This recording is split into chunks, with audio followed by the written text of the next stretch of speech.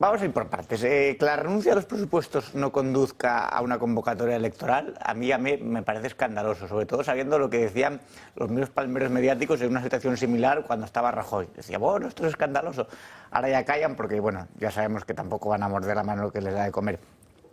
Luego, sin presupuestos no se gobierna. Sí, eso decía entonces Sánchez. Sí, Ignacio Escolar y tal. Pero bueno, que el gobierno vaya de la mano de los que en España pues defienden la tesis de Putin contra la OTAN, es decir, el Podemos, Bildu, el BNG, Sumar, son las consecuencias que tiene este hombre de haber tenido esos pactos.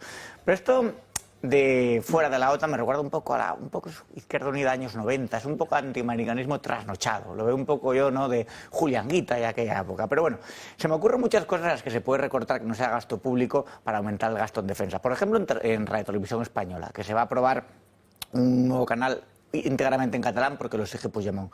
Por ejemplo, hay una cosa que se llama Observatorio de Salud y Cambio Climático, que existe. Hay una cosa que se llama Dirección General de Derechos Culturales dentro del Ministerio de Cultura, que existe. Un análisis feminista interseccional que se llama Movilidad Ciclista y Género, que existe. Quiero decir que si podemos recortar de muchas cosas que no sea gasto social. Por ejemplo, de ministerios, que hay el doble de cuando estaba Mariano Rajoy, por ejemplo. O los 11,7 millones del contrato de traducción al catalán, gallego, euskera en el Congreso de los Diputados, por ejemplo. Y luego el antimilitarismo de los socios es de boquilla, es un antimilitarismo según qué, porque luego son grupos que les encantan, por ejemplo, las guerrillas revolucionarias, los ejércitos populares y organizaciones terroristas de diversa índole. Eso sí.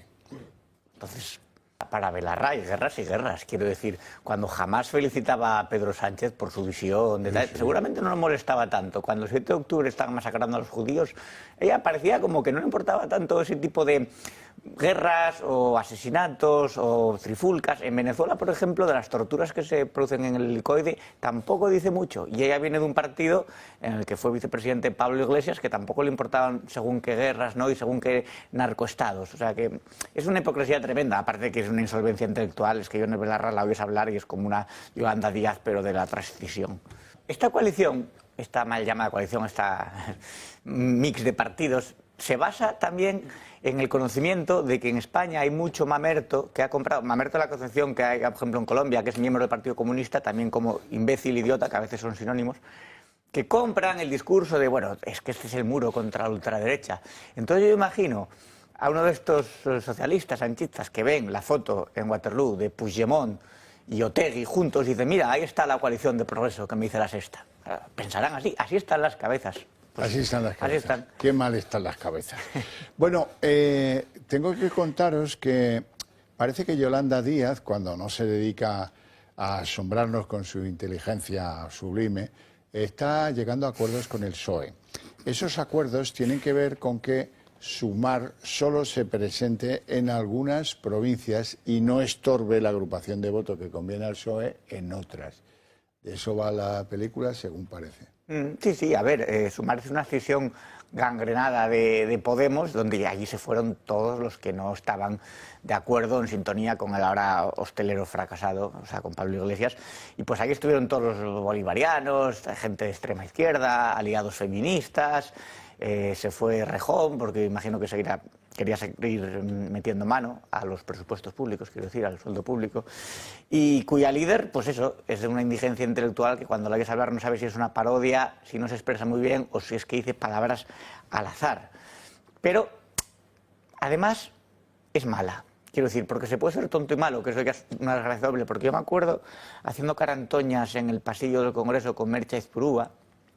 O sea, es un poco como que le gusta reunirse con todo ese aglomerado de Bildu, Junts. Bueno, fue a reunirse con Junts. Pues claro, cuando tú le das más validez a la exdirectora del Gara que a PP, Vox, etcétera, eso que llaman ellos la fachosfera, pues estás en un lugar muy peligroso, sobre todo cuando eres vicepresidenta del gobierno.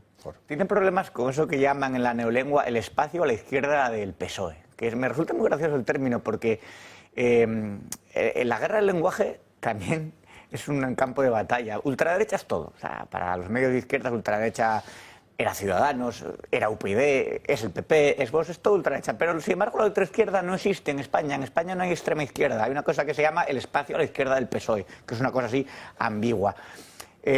concuerdo con Abascal en que hay que aumentar el gasto en defensa, pero para la defensa de España. Quiero decir, no creo que Putin tenga interés en invadir más, en pasar los Pirineos con los tanques. Como mucho quiere influir en mejor las elecciones catalanas, en la independencia de Cataluña, etc. Pero lo de pasar los tanques... Eso se le da mejor. Claro, lo de pasar para los Pirineos e invadir España como si fuera Napoleón, lo dudo. Pero sí pienso que es más probable que haya una invasión o una reclamación de Ceuta, Melilla o Canarias incluso en un futuro, y por eso es bueno aumentar el gasto en defensa. Ya digo, si queremos quitar de otros sitios, hay sitios para quitar a mansalva, sin recortar el gasto social. Sí, en eso estoy con usted. Por cierto, ahora le dejo, pero dígame una cosa, si usted fuera el juez Peinado, estaría cabreado, ¿no? Un poco cabreado sí vendría, ¿no? Sobre todo porque es un juez que ha sufrido muchas presiones. Ha hecho muchas cosas. Y la han intentado... Entonces, si yo fuera, mirase y rebuscara, que le ha pedido la UCO, las declaraciones de todo lo que tenga que ver con Globalia y Europa, y yo viera que la señora del presidente del gobierno coincide con Javier Hidalgo en un hotel en San Petersburgo y se lo pasan la mar de bien allí, las fotos lo ven, ¿no? Parece una fiesta. Y luego hubiera alguien que hubiera declarado, que lo hay, que Air Europa Globalia le regalaba gozosa una serie de viajes a donde ella quisiera con su séquito, porque por ser vos quien sois. Y que además se habían hecho ahí gestiones y que iba muy frecuentemente Hidalgo a Moncloa y la señora del presidente iba también a Globalia y que además pues resulta que, bueno, pues hombre, pidieron ayudas, como no, en el momento clave de la pandemia y se las dieron a una velocidad que nunca tuvieron con ningún otro receptor de ayudas, pues hombre, es llamativo. Es que San Petersburgo es una ciudad muy bonita, yo la recomiendo, sobre todo en verano, las noches blancas.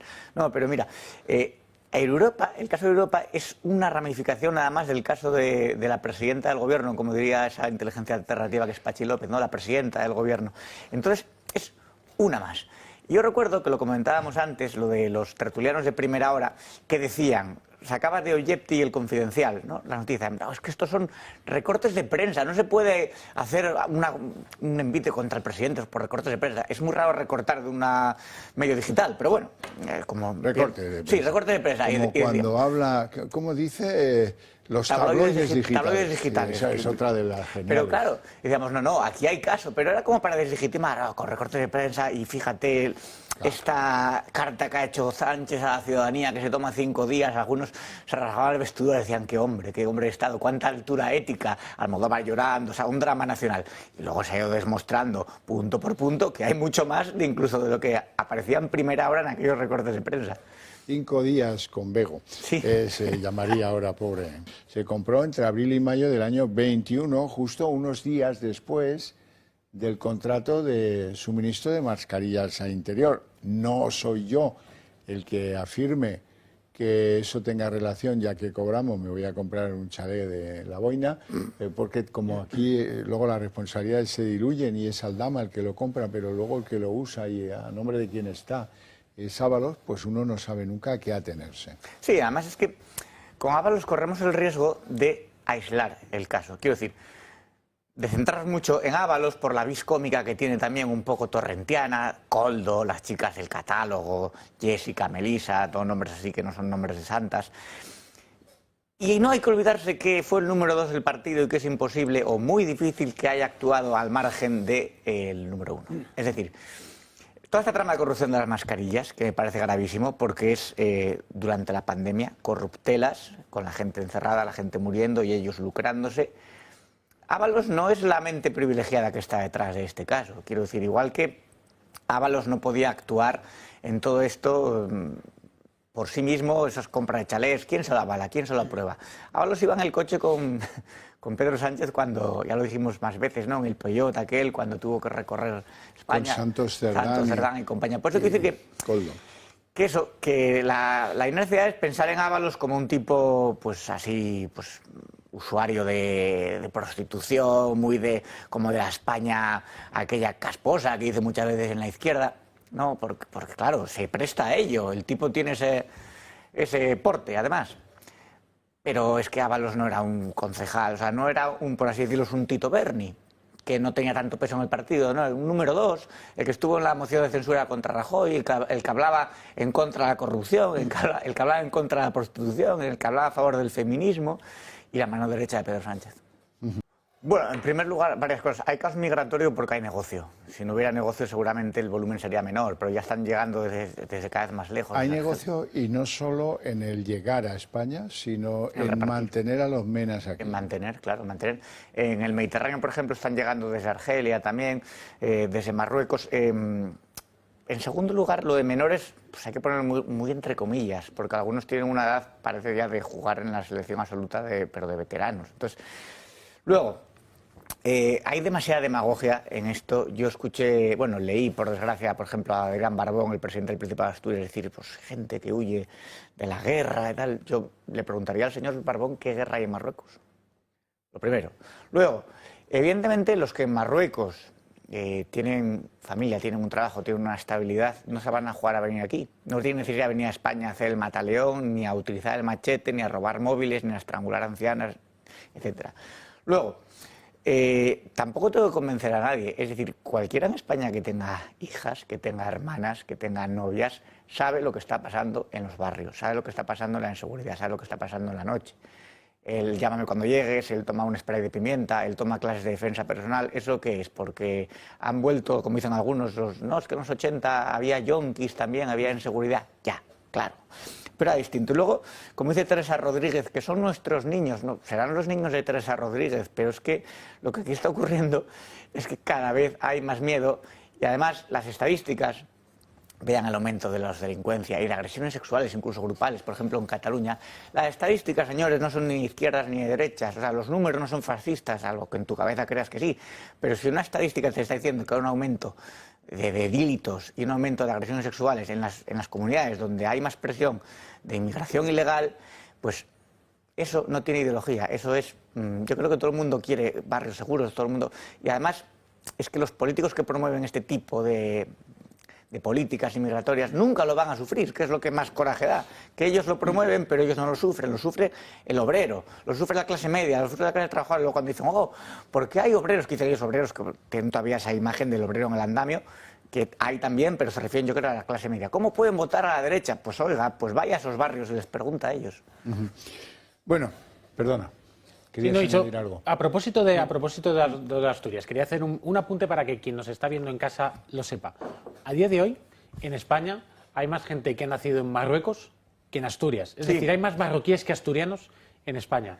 Quizás debe llevarnos una reflexión. Porque asturianos somos 1 millón escaso y bajando, y marroquíes hay más de 1 millón. Entonces el dato es cierto. Qué disgusto le acabas de dar a No, bueno, es algo asumido ya. La prostitución del Tribunal Constitucional tiene unos caracteres obscenos ya. O sea, la amnistía es uno de los actos de corrupción más grandes que hemos vivido en la historia de la democracia. Es decir, perdonar delitos como el golpismo y la malversación, delitos juzgados en el Tribunal Supremo a cambio de votos, de 7 en concreto, es algo que hubo manifestaciones, hubo muchos movimientos en contra, además de dejar vendida a esa parte de la sociedad catalana que ha estado siempre subyugada por el monstruo del nacionalismo, es decir, los que pelean por el 25% del castellano, a los que llaman charnegos, a los que sufren, incluso les pegan. He visto cómo agredían a 2 chicas en un stand de la selección por llevar la camiseta de la selección.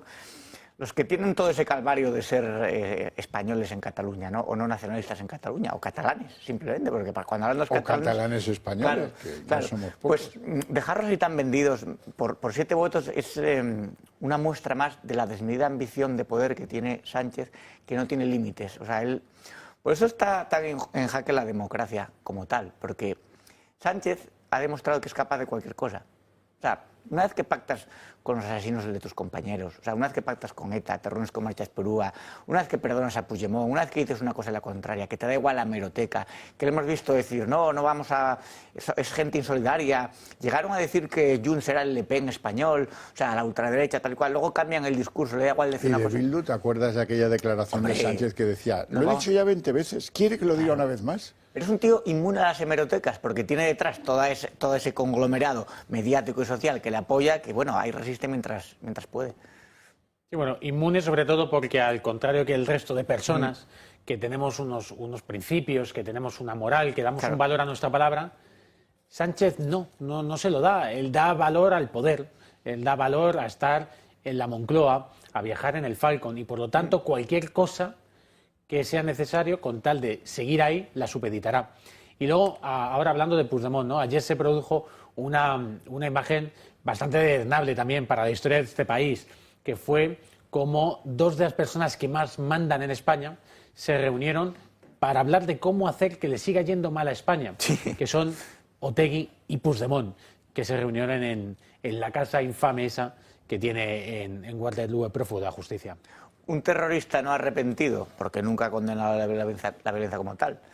Ha hecho eufemismos y demás, pero no la ha condenado. Además, es secuestrador, bueno, líder de la ETA en su momento. Y un prófugo de la justicia, un golpista, reuniéndose para hablar de cómo van a seguir troceando España con el beneplácito de Sánchez, del presidente del gobierno.